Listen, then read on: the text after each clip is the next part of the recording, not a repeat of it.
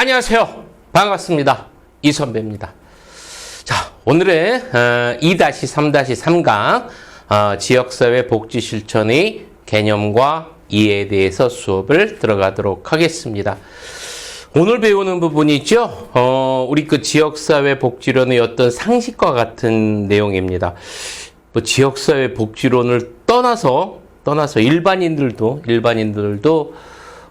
기본적인 어떤 상식적인 내용으로서 알고 있어야 되는 내용이고요. 아마 그 예전에 이제 그 이선배 같은 경우는 이제 그 젊었을 때 요즘은 안 볼 텐데 일반 상식이라는 거를 봤었습니다. 이제 그 취업하고 그럴 때는 그런 어떤 일반 상식 그 내용에 거의 다 들어가 있던 내용이기도 해요. 이제 대학 졸업하고서 이제 직장 들어갈 때 이제 취업 시험에 일반 상식이라는 거를 봤었어요. 예전에는. 요즘에는 뭐 안 보죠? 안 볼 거예요, 아마. 예전에 그랬었는데.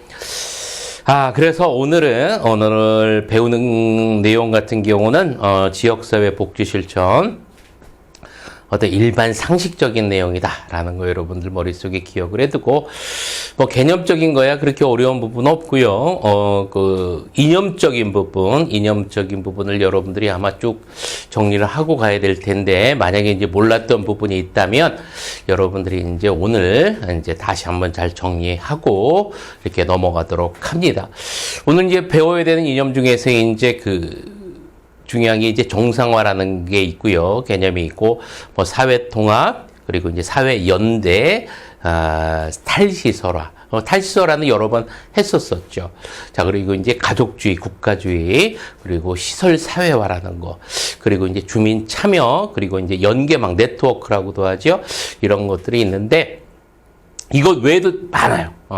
많은데, 일반적으로 이제 시험 많이 나왔던 거를 중심으로 해서 이렇게 이념적인 걸 이 선배가 정리를 해 놓았습니다. 그래서 오늘은, 그냥 어려운 거 없이 여러분들이 이제 편안하게, 어떤 것들이 이제 사회복지 실천에 있어서, 지역사회복지 실천에 있어서 우리가 기본적으로 알아둬야 될 내용인지 그런 것을 이제 한번 훑고 넘어가는 시간이다라고 여러분들이 생각을 하고 공부하면 될 겁니다.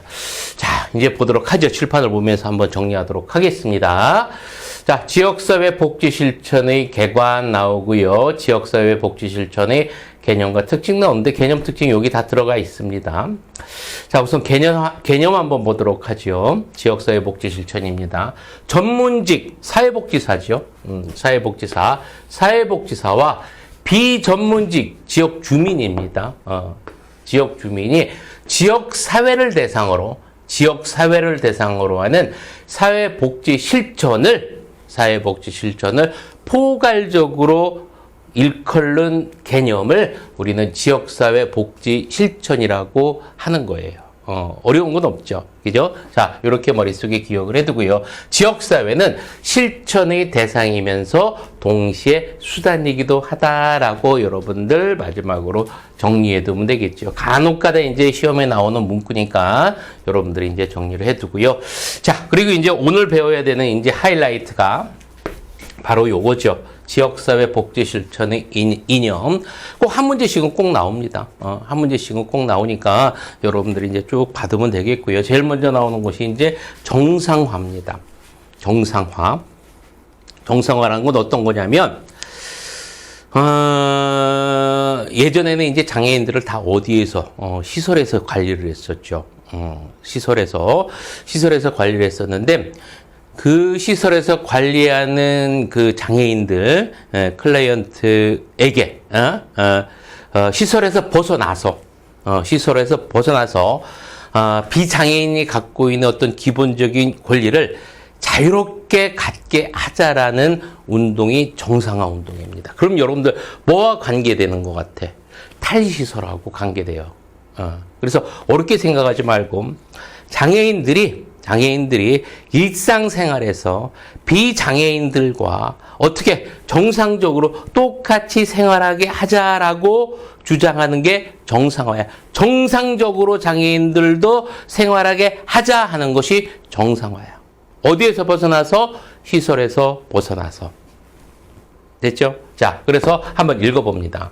정상화라는 거. 1959년 덴마크입니다. 별거 아닌데 시험 문제 잘 나와요.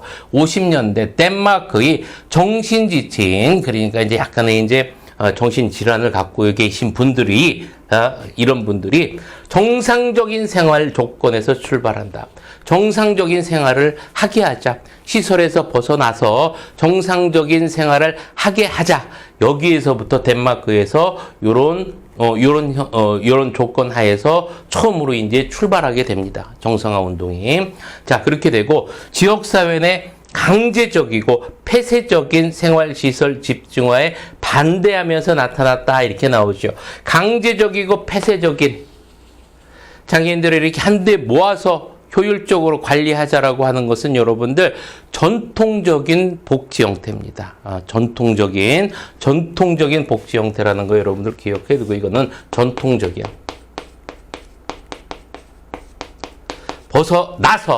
벗어나서 비장애인과 평등하게 똑같이 기본적인 자유로운 권리를 함께 누리게 하자라는 것이 뭐다 여러분들? 정상화입니다. 정상화. 자, 그리고 휴먼 서비스 영역에서 휴먼 서비스라는 거는 여러분들 뭐를 얘기하는 거지요? 인간을 중심으로 하는 서비스를 휴먼 서비스라고 합니다. 흔히 사회적 약자, 노인이나 아동, 장애인 이런 사회적 약자를 대상으로 하는 서비스를 휴먼 서비스라고 이야기하죠. 그래서 인간을 중심으로 하는 서비스, 휴먼 서비스 영역에서 계획 수립의 어떤 지침이 되는 게 정상화입니다. 여러분들 아마 사회복지 현장에서 목표가 다 이걸 거예요. 여러분들이 개입하고 프로그램을 매일 만들고 클라이언트에게 그런 이유가 뭐야? 그분들을 시설에서 나와서 정상인들하고 똑같이 생활하기 위해서 그러는 거잖아요. 그죠? 네, 맞죠? 자, 그래서 우리가 사회복지사들이 현장에서 하는 일 대부분이 뭐다 여러분들? 뭐와 관계돼 있어? 정상화와 관계돼 있는 거예요. 정상화. 정상화. 자, 그래서 시설에 있는 우리가 이제 역량 강화하고요. 여러 가지 이제 뭐 프로그램 만들어서, 클라이언트에게 좀이라도 이제 어떤 발달을 가져오게, 그렇게 이제 노력하고 매일 그러잖아요. 그죠? 예, 이런 것들이 모두 다 뭐다 여러분들? 정상화와 관련된 겁니다. 정상화. 우리 하는 이 휴먼 서비스 다 정상화와 관련돼 있는 겁니다. 여러분들 참 좋은 일 하시는 거예요. 좋은 일 하시는 거예요. 자, 이렇게 정상화에 대한 개념에 대해서 여러분들이 정리를 해두고요. 여기서 이제 하나 기억해두고 넘어가야 될 개념이 일탈입니다. 일탈행위라는 것은 기본적인 정상적인 생활에서 이제 벗어나는 행동이잖아요. 일반적인 우리가 보는 그 범위 내에서 그렇게 생각하는데, 이 정상화 개념에서의 일탈이라는 것은 그런 개념이 아니라 서로 간의 문화가 달라가지고 나타나는 행위라고 봅니다. 그래서 문화적.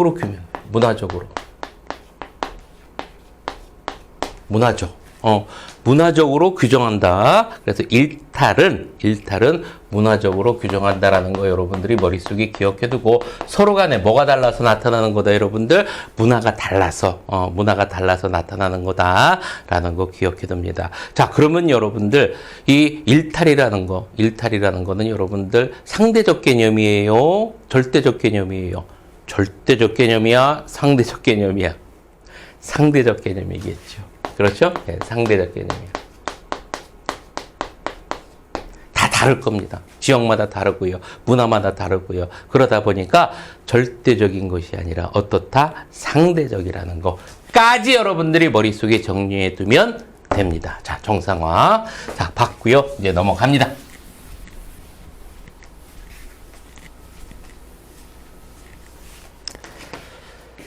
자, 사회통합 봅니다. 사회통합이라는 말은 여러분들 많이 지금 뭐 이야기도 하고 그러잖아요. 그래서 사회통합이라는 것은 우리 사회에서 이제 사회적 약자들이 있죠. 이제 뭐 일명 이제 보호 대상자들이라고 이야기하는데, 이런 어떤 보호 대상자, 사회적 약자들이 지역사회 우리 구성원들하고 함께 어울려서 더불어 함께 사는 사회를 우리는 사회통합이라고 하는 거죠. 그렇죠? 그래서 사회적 약자 모두 다 함께 공존하며 어울려 사는 그런 사회를 사회통합이라고 이야기합니다. 이렇게 하는 거를. 자, 그럼 여러분들이 한번 곰곰이 한번 생각을 한번 해보세요. 자, 그러면 우리 현 시대에 있어서 보호 대상자, 사회적 약자는 누구일까? 한번 생각해 보세요. 누가 있을까? 다문화. 그렇죠? 다문화. 그리고 탈북민. 그리고 제주도 같은 가면은 난민이죠. 난민들. 이렇게 사회적 약자들이 있어. 이제 보호 대상자들. 이분들과 어울려서 함께 사는 것. 그걸 뭐라고 한다? 사회 통합이라고 하는 겁니다. 어려운 거 없죠. 자, 그래서 우리 책에는 뭐 장애인, 노인, 여성 이렇게 소외 계층이라고 나오는데 이것뿐만이 아니라 여러분들 현대 사회에서는 어떻다 여러분들 탈북민이라든지 난민, 그다음에 다문화 이런 모든 분들이 여기 해당이 되겠죠. 공존할 수 있는 함께 더불어 살 수 있는 그런 조건을 확립하는 것을 우리는 뭐라고 한다? 사회 통합이라고 하는 겁니다. 뭐 이거는 우리나라 지금 보면은 지역 국민들 보면 의식 수준이 높아가지고요. 예전에 비해서는 엄청나게 지금 여러분들 발달됐잖아요. 그죠? 그래서 무슨 이주민 노동자라고 할지라도 이제 거의 동등하게 잘 대해주고 매너 있게 잘 대해주고 이런단 말이죠. 그죠? 그래서 많이 이제 우리나라 의식 수준이 높아졌다라는 생각이 많이 듭니다. 자, 그리고 이제 세 번째, 사회적 연대입니다. 사회적 연대라는 건 어떤 거냐면, 여러분들이 이제 문제점이 항상 지역사회에서 발생할 수가 있죠. 지역사회에서 문제점이 발생할 수도 있고, 또 개인에게도 문제점이 발생할 수가 있어요. 어떤 억울한 일이 당할 수도 있고. 자, 그리고 이제 소수가 어떤 단체나, 이런 어떤 단체가 어떤 억울한 피해를 당할 수가 있습니다. 그죠? 자, 이렇게 어떤 피해를 입거나 억울한 일이 당하고 이럴 때 대항해야 되잖아. 대항할 때 혼자 하는 것이 아니라 함께 하는 거야. 연대해서 이 문제를 공동으로 해결하는 걸 사회적 연대라고 합니다. 그래서 사회적 연대라고도 하고요. 일반적으로 이제 공동성이라고도 많이 시험에 나오기도 합니다. 간혹 가다가. 그래서 사회적 연대, 공동성 함께 여러분들 머릿속에 기억을 해두고 넘어가요. 다시 한번 정리를 합니다. 지역사회도 될 수 있고, 개인도 될 수 있고, 소수도 될 수 있고, 피해를 입고, 이랬을 때 혼자 해결하는 것이 아니라 함께 해결하는 것, 공동으로 해결하는 것. 이것을 우리는 사회적 연대라고 한다. 자, 그럼 여러분들 한번 생각해 보세요. 함께 문제를 해결하니까 뭐가 되는 거예요, 여러분들? 옛날 우리나라에서부터 내려오는 전통적인 상부상조가 들어가잖아. 상부상조. 그죠? 그리고 상대방이 피해를 입었어, 어떤 사람이. 그러면 같이 연대하잖아. 그러면 그 사람을 위한 거죠. 무슨 마음이 들어가 있는 거예요, 여러분들? 이타심도 함께 들어가 있는 거예요. 그죠? 자, 그러면 사회적 연대 한번 읽으면서 다시 한번 정리를 한번 하도록 하죠. 피해를 입은 소수를 위해 다수가 비용을 부담한다라고 하는데 이 비용이라는 게 꼭 돈이라는 개념이 아니라 시간도 될 수도 있고 뭣도 될 수 있고 이러겠지요. 함께 한다라는 이야기입니다. 해서 서로 뭐 한다 여러분들? 상부상조해서 문제를 해결하는 것. 그거를 사회적 연대라고 하는 겁니다. 그래서 상대방을 위하는 거죠. 그래서 이걸 뭐라고 그래? 이타적 노력이라고도 하는 겁니다. 밑에 이제 이렇게 기계적 연대, 유기적 연대 이렇게 나오는데 그냥 있다라는 것만 기억해두고 이 개념만 여러분들 정리를 해둡니다. 개념, 사회적 연대, 연대에서 문제를 함께 해결하는 것, 공동으로 해결하는 것. 옆에다가 적어줄까요?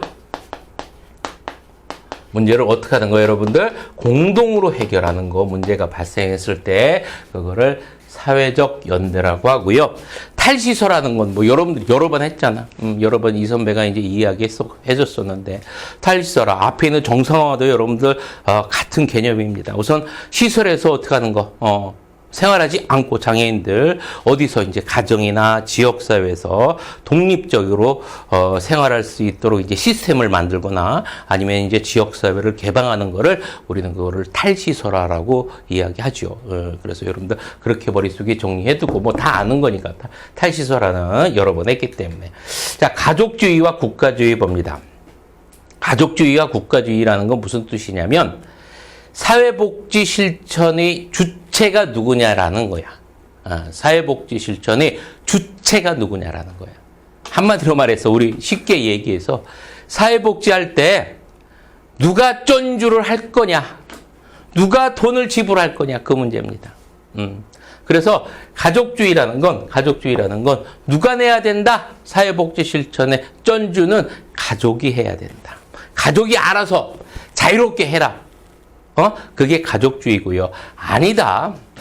국가가 책임을 가지고 시민들에게 사회복지를 실천해야 된다라고 하는 게 바로 뭡니까, 여러분들? 국가주의입니다. 국가주의. 자, 그러면 여러분들 생각해 보세요. 가족주의 같은 경우는 탈시설화를 찬성하겠어요? 반대하겠어요?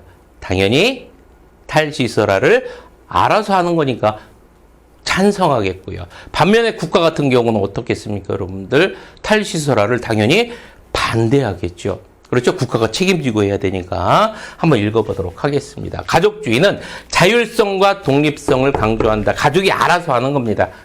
그러다 보니까 탈시설화를 어떻게 해요, 여러분들? 찬성하지만 국가는 국가의 책임하에서 관리하는 거죠. 시스템에 의해서 책임을 강조하고요. 그 다음에 탈시설화를 반대한다. 당연한 것이겠죠. 자, 이렇게 가족주의와 국가주의까지 여러분들이 정리를 해두면 되겠습니다. 자, 이제 뒤를 넘어가 보죠.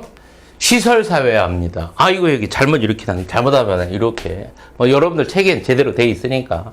시설사회화라는 것은 무엇을 뜻하는 거냐면, 사회복지 시설이 있죠. 사회복지 시설의 운영 같은 거 있죠. 운영 같은 거. 사회복지 시설 운영에 지역 주민을 참여시켜야 한다는 거예요. 요즘은 거의 많이 이렇게 하죠. 예? 보장시설 같은 경우 대부분 어떻습니까? 이사회나 구성할 때 외부에서 인사를 들어와야 되잖아. 지역민들이 참여를 해야 되잖아요. 그죠? 예, 많은 부분 이제 이런 것들이 구축이 됐는데 예전 같은 경우는 거의 어떻게 했습니까, 여러분들? 가족 대대로 했어요. 가족 대대로. 폐쇄적으로 운영이 됐죠. 폐쇄적으로. 그래서 외부에서 저기가 어떻게 운영되는지 몰라.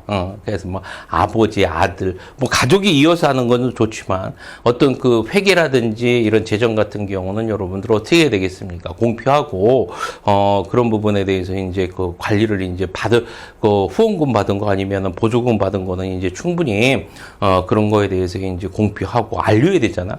전혀 예전에는 그런 것들도 없는 것으로 알고 있어요. 이 선배는.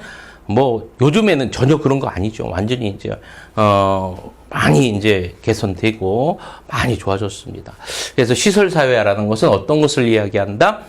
사회복지 시설을 운영에 있어서 지역 주민을 함께 어떻게 한다, 여러분들 참여시키는 거, 그걸 시설사회화라고 하는 겁니다.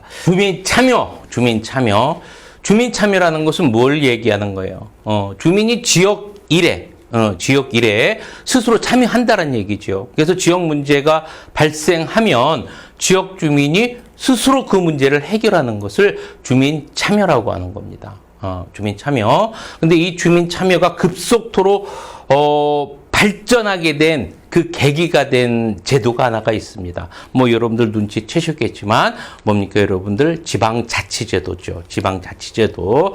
김영삼 정부 때, 그러니까 1995년도에 지방자치제도가 실시가 됐잖아요. 그 이후로 주민 참여가 급속도로 발전합니다. 급속도로 눈에 보일 정도로 발전하게 된다라는 거 기억을 해두고요. 그래서 주민참여 같은 경우는 언제 이후 지방자치제도 실시 이후 급속하게 발전됐다라는 거 기억해두고 하나하나 보면서 넘어가도록 하죠. 주민자치, 주민복지, 주민과 지자체의 동등한 파트너십.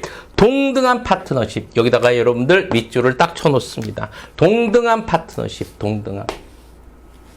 수평적 관계가 아닙니다. 수평적 단계가 아니야. 그래서 여러분들 지방자치제도를 뭐라고 합니까? 풀뿌리 민주주의라고 하잖아. 풀뿌리 민주주의. 그 지역의 주인은 누굽니까, 여러분들? 주인은 주민이지요.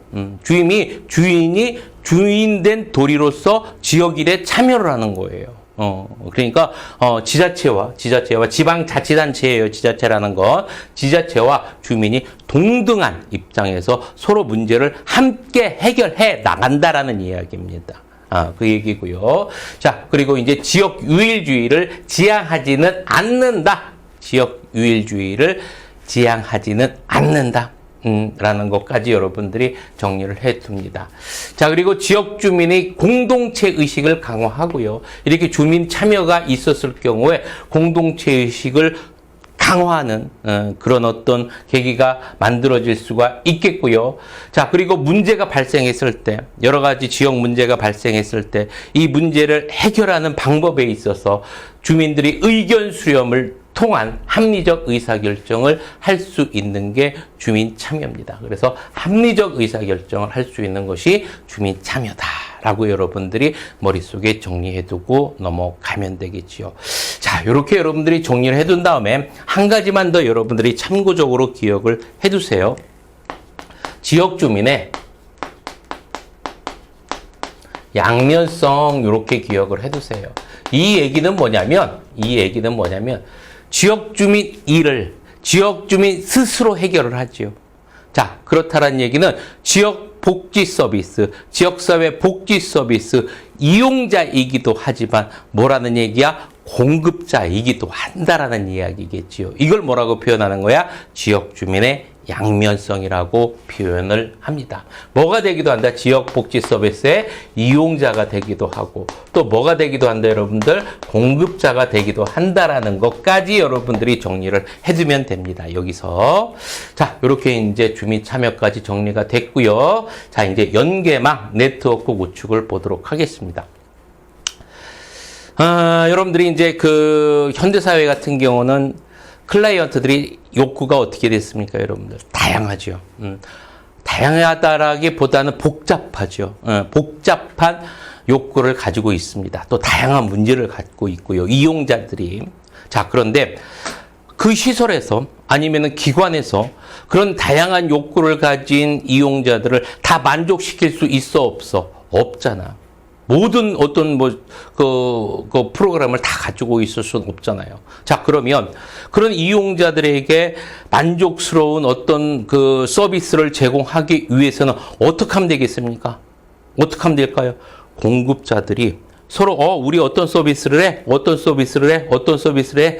서로 어떻게 해야 되겠습니까, 여러분들? 서로 연계 구축해야 되겠죠. 알겠죠? 그래서 한 기관에서 모든 걸 해결할 수가 있어요, 없어요? 없어요. 왜? 다양한 욕구를 가진 이용자들이 많아졌어. 이거를 만족시키기 위해서는 어떻게 해야 된다, 여러분들? 이렇게 서비스 공급 체계를 서로 간에 연계 구축해야 된다. 이게 바로 여러분들 뭐다? 네트워크, 연계망이라는 것입니다. 자, 한번 칠판을 보면서 마지막 정리하도록 하죠. 다양한 욕구를 지닌 이용자들이에요.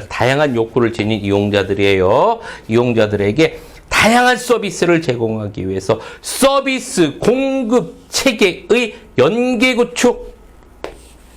연계망은 여러분들 이용자들이 연계하는 게 아니라 누가 연계하는 거예요, 여러분들? 공급 체계가 연계하는 거예요. 자기들끼리 공급 체계, 다양한 어떤 프로그램, 다양한 서비스를 제공하기 위해서 그렇다라는 거 기억해두고.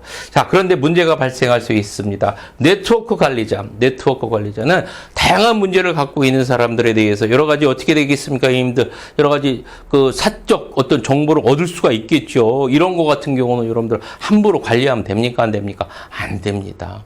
안 됩니다. 그래서 네트워크 관리자는 개인정보 관리에 있어서 신중을 기한다라는 것까지 여러분들이 정리를 해두고 넘어가면 됩니다. 자, 됐습니다. 자, 여기까지 됐고요. 자, 이제 뒤를 넘어가서 문제를 풀어보도록 하겠습니다. 자, 10번 문제 보도록 하겠습니다. 지역사회 복지 실천에서 정상화의 이념입니다. 정상화. 정상화. 이념에 관한 설명으로 옳은 것은 이렇게 나왔습니다. 전통적 복지 서비스 이데올로기에 부합하는 개념이다. 아닙니다. 전통적 복지 서비스는 어떻게 되는 거야? 시설주의를 찬성하는 거죠. 폐쇄적인 겁니다. 그래서 시설 보호를 강조해요. 전통적인 거, 전통적 복지 서비스는 이 전통적 복지 서비스에 반대해서 나오는 것이 여러분들 정상화입니다. 그게 탈시설하고요. 자, 그러면 1번 틀렸고요. 일탈은 문화적으로 규정한다. 맞지요? 이 선배가 이야기했었지요. 그래서 규정하고요. 절대적인 특성을 여기까지 맞는데 절대적인 게 아니라 상대적이라는 거라고 했습니다. 상대적인 거. 이쪽에 맞을 수 있지만 저쪽에선 틀릴 수 있고 그렇다는 얘기야. 일탈이라는 거. 문화적으로 규정되어 있기 때문에. 자, 시설 집중화에 대하여 찬성하는 입장이다. 찬성이 아니라 반대하는 입장이고요. 정성하는. 휴먼 서비스 영역에서 계획의 지침이 될 수 있다. 그렇죠. 휴먼 서비스. 인간에 대한 서비스의 어떤 지침이 될 수가 있고, 그럼 10번에 4번 정답이 나왔네요. 1959년 미국의 정신지체법에서 출발하겠다. 미국이 아니라 어디라고 했습니까? 덴마크. 자, 그러면 10번의 정답은 몇 번이 되겠습니까? 4번이 되겠죠. 4번. 자, 여기까지 했고요. 그러면 11번 문제 보도록 하겠습니다. 지역사회 복지 이념에 관한 설명으로 옳은 것은 이렇게 나왔습니다. 14회 문제고요. 정상화는 1950년대 덴마크를 비롯한 북유럽에서 시작된 이념이다. 맞죠? 그러면 11번에 1번? 벌써 나왔어? 맞았네요. 자, 2번부터 한번 뭐 틀렸는지 한번 봅니다. 탈시설화는 무시설주의를 지향하는 것이다. 무시설주의를 지향하는 것은 아닙니다. 완전히 시설을 없애자 이러는 건 아닙니다. 자, 그리고요. 3번 네트워크를 통하여 지역 구성원의 개인정보를 누구나 공유하면 된다 안 된다? 안 됩니다. 여러분들. 신중을 기해야 된다라고 이야기했었고요. 자, 그리고 주민참여 이념은 주민자치, 주민복지로 설명되며 지역 유일주의를 지향하지를 않는다라고 이야기했었고요. 사회통합은 세대 간, 지역 간 차이에서 발생하는 경제적 우위를 추구하는 게 아니라 서로 간에 무슨 공존하는 그러한 사회를 만드는 것을 이야기한다라고 했었습니다. 사회통합은. 그죠? 자, 그러면 11번의 정답은 몇 번 되겠습니까? 1번이 되겠습니다. 자, 12번 문제 봅니다. 다음의 설명에 해당하는 지역사회 복지 이념은 이렇게 나왔습니다. 21회고요. 자, 개인의 자유와 권리 증진의 순기능이 있다라고 나오고요. 여기서는 잘 모르겠습니까? 그럼 두 번째까지 읽어봅니다. 의견 수렴 과정을 통해 어떤 문제점이 발생했을 때 의견 수렴 과정을 통해 합리적인 의사결정을 한다. 여기 있으면 답이 나와야 되는데 요쯤 되면 답이 나와야 되는데 아직 안 나옵니까? 가물가물합니까? 자, 마지막까지 봅니다. 지역 주민이 공동체 의식을 강화한다. 요쯤 되면 답이 딱 나오죠. 뭐가 되겠습니까, 여러분들? 주민 참여가 되겠지. 주민 참여. 자, 여기까지 이제 문제까지 다 풀어봤습니다. 우리가 이제 배웠던 것이 오늘 지역사회 복지 실천의 기본적인 이념에 대해서 쭉 살펴봤습니다. 이거는 여러분들이 어떤 거라고 해서 우리가 뭐 사회복지사로서 꼭 알아둬야 되는 내용이기도 하지만 일반인으로서도 여러분들 알아둬야 될 어떤 일반 상식과도 같은 거라고 이야기했었습니다. 이제 오늘 뭐에 대해서 배웠어요? 다시 한번 생각해 봅니다. 정상화에 대해서 배웠었고요. 사회 통합에 대해서 배웠었고요. 사회 연대에 대해서 배웠었고요. 탈시설화에 대해서 배웠었고요. 가족주의와 국가주의에 대해서 배웠었고요. 그리고 시설 사회화에 대해서 배웠었고요. 주민 참여에 대해서 배웠었고요. 마지막으로 연계망 네트워크에 대해서 배웠습니다. 오늘 배웠던 거 여러분들 무조건 암기하는 게 아니라는 거 여러분들 딱 감 잡죠. 다 이게 무슨 뜻이라는 거 여러 번 반복해서 보면서 머릿속에 완전히 자기 것으로, 머릿속이 아니라 몸에 완전히 자기 것으로 만들어야 됩니다. 자, 여러분들 고생 많이 하셨고요. 고생 많이 하셨고 다음 시간에도 여러분들 힘차게 다시 한번 만나도록 합니다. 열심히 하도록 하면서 자 파이팅 하면서 이 시간 마치도록 하겠습니다. 여러분들 고생 많이 하셨습니다. 자 오른손 들고